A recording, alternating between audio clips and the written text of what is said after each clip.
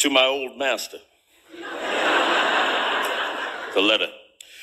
Dayton, Ohio, August 7th, 1865. To my old master, Colonel P.H. Anderson, Big Spring, Tennessee. Sir, I got your letter and was glad to find that you had not forgotten Jordan and that you wanted me to come back and live with you again, promising to do better for me than anyone else can. I have often felt uneasy about you. I thought the Yankees would have hung you before this.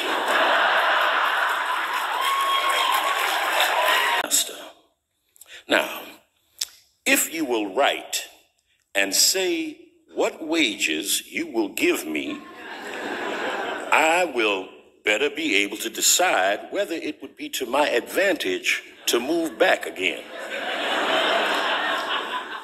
As to my freedom, which you say I can have, well, there's nothing to be gained on that score, as I got my free papers in 1864 from the Provost Marshal General of the Department of Nashville. Mandy says she would be afraid to go back without some proof that you were disposed to treat us kindly and justly, and we have concluded to test your sincerity by asking you to send us our wages for the time that we served you.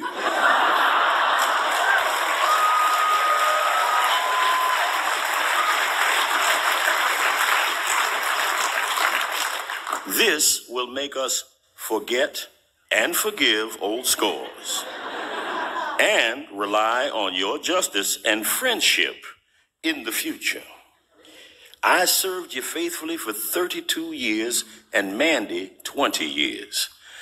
At $25 a month for me, $2 a week for Mandy, our earnings would amount to $11,680. Add this, the interest for the time of our wages have been kept back, and deduct what you paid for our clothing and 3 doctor visits for me, pulling a tooth for Mandy, and the balance will show what we are in justice entitled to.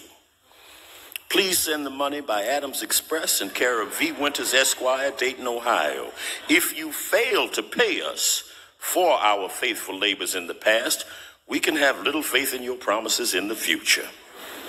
We trust the good Maker has opened your eyes to the wrongs which you and your fathers have done to me and my fathers in making us toil for you for generations without recompense.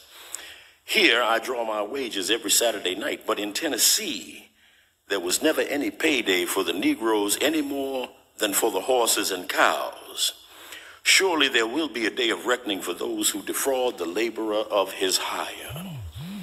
In answering this letter, please state if there would be any safety for my Millie and Jane, who are now grown up and both good-looking girls.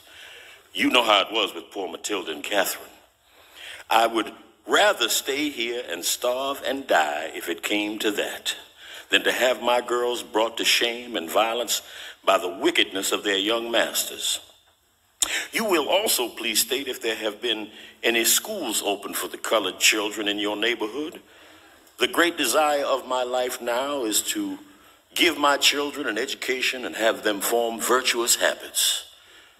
Say howdy to George Carter and thank him for taking the pistol from you when you were shooting at me. Your old servant, Jordan Anderson.